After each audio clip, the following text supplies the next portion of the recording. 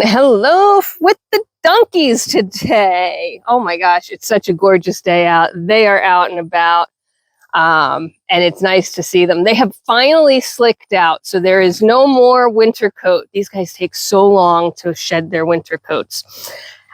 So as of this recording, it's almost the end of August. And they are just now finally without any winter coat whatsoever. Dee Dee, when she loses that winter coat, she actually changes color. She gets so dark and sleek. Penny stays pretty much the same color. She's just not fuzzy anymore. She's sleek. That doesn't make her any less beautiful. In fact, I love her markings. She's got the traditional donkey markings.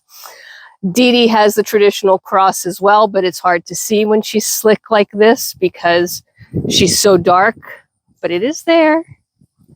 It is there. Isn't that right, girlfriend? I know.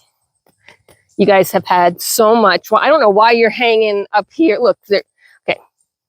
This is a perfect example of why sometimes you have to know the farm and know the environment before you critique it.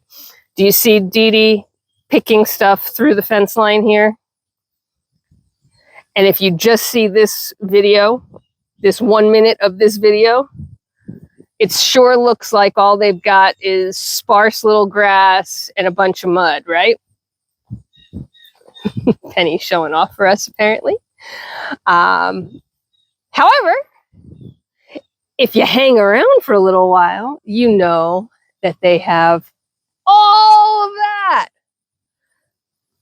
to go see and to go eat and to go environmentally explore. They have a ton of pasture. And it's like a never-ending saga, really.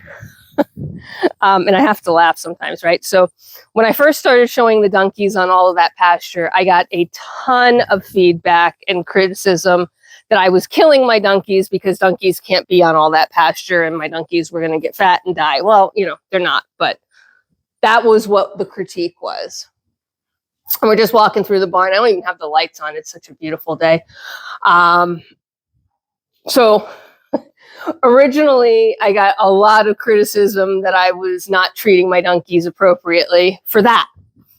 Then recently, there was a lot of criticism coming in.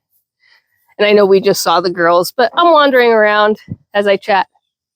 And the girls love me to come visit, and they're still hanging at the barn because I'm hanging here. You guys need to go into your pasture too. And I have taken you guys on walks through the pasture, so I know some of you who have been around for a while have seen it. So anyway, the latest round of criticism is that, you know, like, this is when you see only this, when you're new to our channel and you only see this. And of course, my channel is unscripted. It's off the cuff. I talk about whatever comes to mind or whatever's happening. We hope the animals do something cute for you. Sometimes they do, sometimes they don't. It is what it is. And I don't edit anything, right? So literally what you're hearing now is exactly how it was recorded, and what you're seeing is exactly how it was recorded, and it goes out to the web without me touching it any further. So when you only see this, the criticism becomes, oh my God, you need to clean that area. It's disgusting. Your animals are treated terrible. They have no grass. It's awful. And meanwhile, I'm like, you know what? They've got acres and acres of pasture. They're just not in it at the moment because that's all you saw. So the same thing goes for my temporary grow out pen for my birds.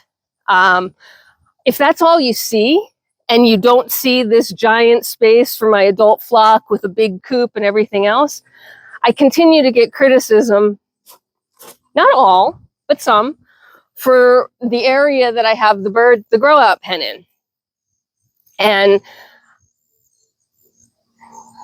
frankly, the criticism is valid. If that's all you see and that's all you know of this farm, you're 100% correct. It would be a terrible long-term living condition for adult animals.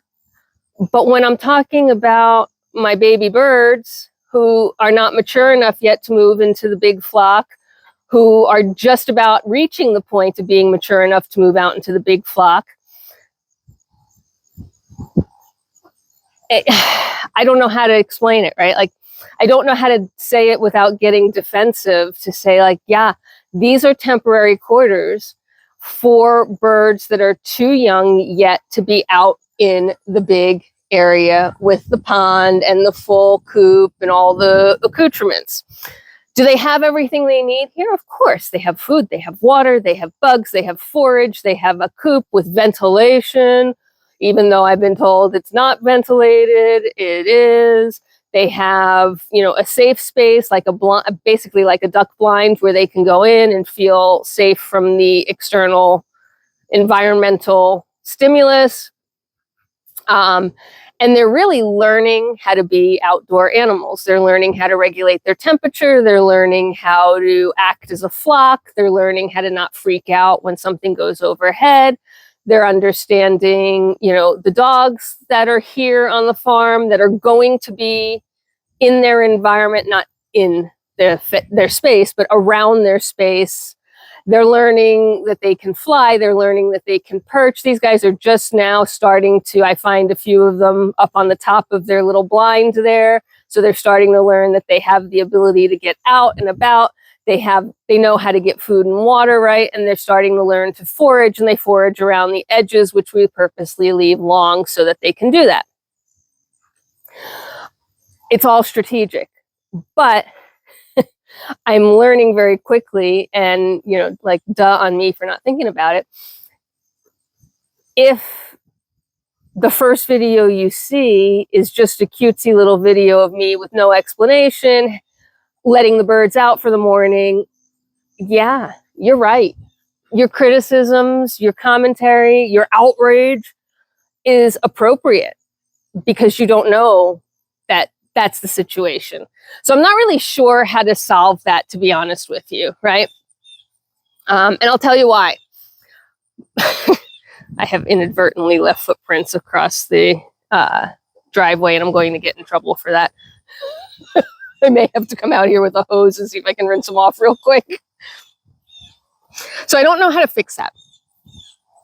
Do I open every video with a whole spiel about the farm and the situation and what you're seeing and what you're not seeing? Do I just deal with the critique and the, you know, some of the anger, and try and direct people to see that there's more to the farm than that 1 5-minute video? I don't know. I don't know yet how to solve that problem. I'd love your feedback on that, right? I'd love your feedback on how to ensure that a channel like this, which is sort of just the real life day to day on this farm with our endangered livestock, you know, and I try and give you as much view as I can. I know I can't prevent everything, right? But is there a better way for me to make sure that if you're brand new to the channel and you just happen to stumble across a video and you don't have any context, that I can give you that context without being repetitive for everybody else? I'm not really sure. I haven't figured that out yet. I'm not a professional YouTuber by any means. I have yet to make a penny from YouTube, although I think a penny might be coming soon. So I'm pretty excited about that. You know, if I can get a few pennies just from you guys watching it, and at the end of the month it adds up to maybe 20, 25 bucks, that's a bag of feed, so I will take it. But yeah, you know, I try and talk about what's happening in the moment. I try and share, you know, the different areas of the farm, and I try and rotate it to keep it slightly interesting. But I haven't talked about a lot of things of late, right? I haven't talked about the fact that we have 10 acres dedicated to growing our own hay here on the farm, and that hay is what we feed the animals with. I haven't talked about the fact that I have 19 acres of woods that we do a woodland management project with, to make sure that we maintain an environment for the wildlife. I haven't talked about the fact, you know, in a long time anyway, I think recently I did a little bit, that, you know, we're as environmentally friendly as a farm as we can be. And when we can't be, we try and give back in a different way. So, You know, if we can't be environmentally friendly because I absolutely have to use, well, we don't use any chemicals. So I'm trying to think what would be a good example. Where we mow down, right? Like at the end of the season here, all of this area that we've let gone wild all spring and summer, we are going to mow. But you know what we do every fall is we plant new. And we have, you know, baby trees that we've planted all over the farm to, you know, continue to improve the environment overall, where we can't, you know, reduce the impact of the animals, right?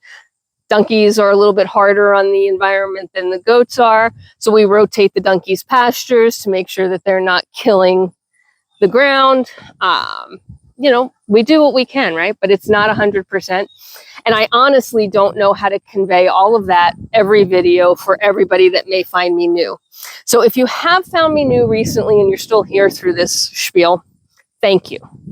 Thank you for coming. Thank you for taking a look at beyond 1 or 2 videos. Thank you for trying to get context with me. And I would love your opinions and your thoughts on how to best help new folks that find this channel understand that what they're seeing is a tiny piece for that video, and there's more to it. I don't know that I'll ever be able to solve that problem, but if you have some solutions or some suggestions, I'd love to hear it. Meanwhile, I hope you've enjoyed the view, sort of the bigger view, right, of the farm. And this isn't even the full farm. This is just the bigger view of the animal areas, the barn, the coop, which is almost as big as the barn, etc. All right, the dogs are barking at me because they're about fed up that they can't be out here with me. That's because we're waiting for the driveway to cure. Talked about that in the last video. So I appreciate every one of you, and I do appreciate and read every single feedback, whether it's positive, negative, or in between. And I do take it to heart. And if you've been around long enough, you know that I listen to it, I hear it, and I make changes when appropriate, because I'm not perfect and I never will be. And there's always room for improvement. Thanks for being here. And until next time, there's work to be done. Bye for now.